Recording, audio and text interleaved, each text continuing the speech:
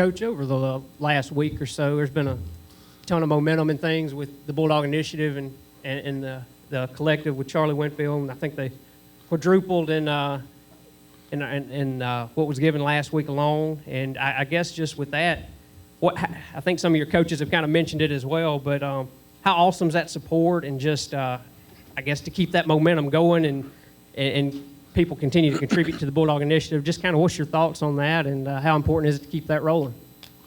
Well, I think that's outstanding. I think that, of course, Charlie does a great job. He's a smart guy and knows a little about everything and is good at organizing things. But it really took off in a huge fashion, and I think there's a lot of energy around Mississippi State in our program, and the biggest way that thing is to harness it. And, that's a pretty good initial step. I think sometimes these things, you can have too many moving parts, too many people involved, and, the right guy at the top is a lot of times the best way to do it. Coach, Will told us in postgame about the touchdown play there to end the game. It appeared to be a check, went from a passing play to running play. Kind of how does that work for you? How much autonomy do you give him there? Is it like a formational thing? And how often do you see that happen? How often do you encourage it? He gets autonomy. He can check from goal line to goal line, and we teach that, and it's cultivated day one, so you have flexibility to attack and things like that. And then down there, they were kind of playing the game of, this many's in the tackle box, and the two guys on the edge sort of are. But really what they're planning to do is go 3-on-2 on the two receivers, so more vulnerable, to the run. And so, yeah, it's good.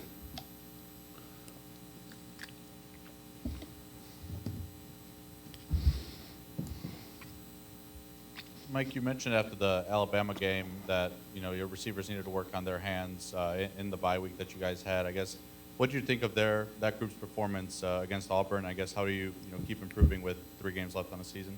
I thought they improved. I don't think we're there yet. I think we got to keep getting better. We'd like to see that group be a little tougher group. We've got some skill, but just tough, gritty guys instead of a part of a fun little club.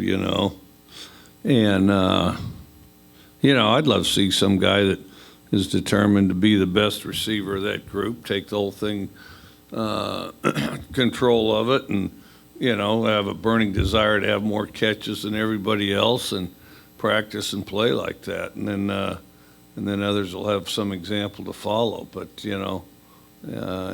we need to do a better job of separating ourselves. Right now, we like to kind of cluster together. Coach, number 1 ranked Georgia coming in this weekend. You have played and beaten top-ranked teams before. What does it take to beat the number 1 team in the country? Don't get too caught up in it. Just focus on what you do, and have the discipline. And you got to, and the hardest thing I suppose is to get the message to everybody. It's one thing to say it, but everybody's got to believe and buy in. Just worry about what you do. Just worry about your job, but would be the best football player you can be, because the other guy's going to do whatever he does, which you don't necessarily have control over that, but you do have control over yourself, and so you want to control all the variables you can, and if you can, you put yourself in the best position to win. Justin Robinson got the start against Auburn, had a few nice plays. What have you thought of his progression since he got here?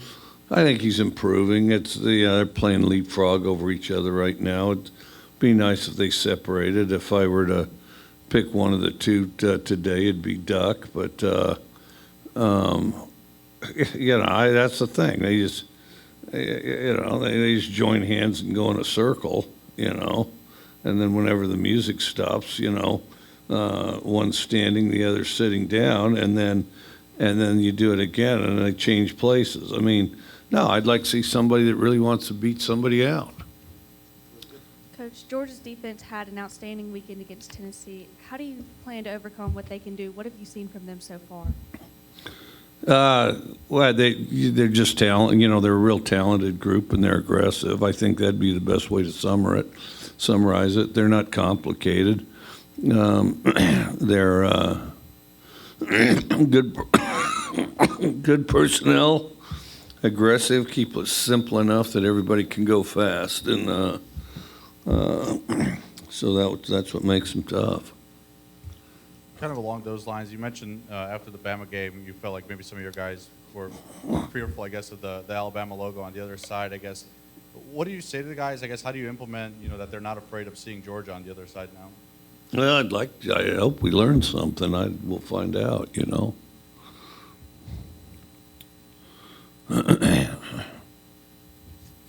Coach, a couple years ago, you guys went to Georgia, I think, with 43 players. You had COVID and the opt-outs and things like that. I mean, what do you remember about the preparation for that week? And also, the players, you had a lot of freshmen in there that game and kept you in the ball game. And what do you remember about that game and leading up to that ball game? We had good preparation that week. The only tricky thing was you get a couple surprises on Thursday. You thought these guys were going and going to play, and now all of a sudden they're not. But I did think we had a pretty good week of preparation. Coach Tulu had that 92-yard kickoff return. Are you surprised teams still kick it to him? Oh, well, I am and I'm not. I mean, everybody says don't kick it to him, but when you structure your cover team and your kicker and all that, some of that's easier said than done, But and then they tried not to, and they got one in the middle. And we kind of fought for it and took off with it. Here's the thing, because he could easily had more than just the one, because, he's had a bunch of them that could have gone back, but for some mishap,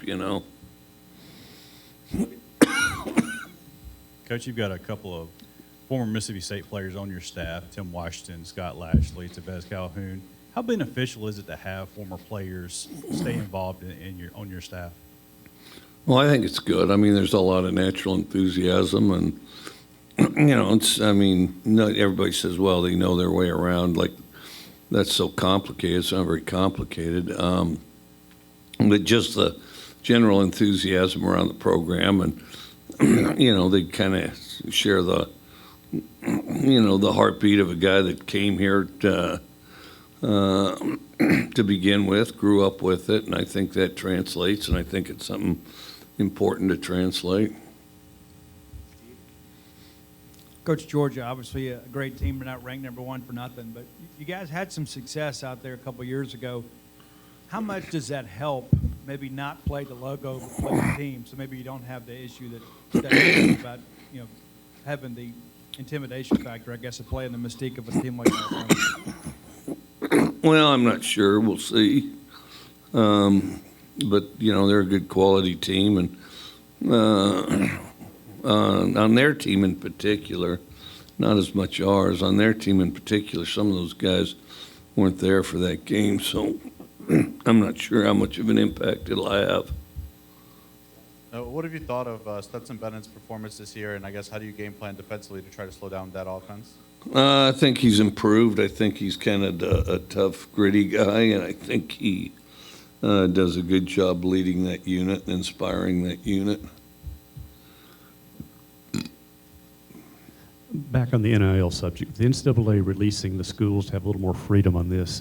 Do you yourself keep track of that, or do you have staff members who monitor it, or what can a coach do during a season to stay alert to what's happening with NIL? Yeah, yes, staff people keep an eye on it, and if something important surfaces, then they tell you. I mean,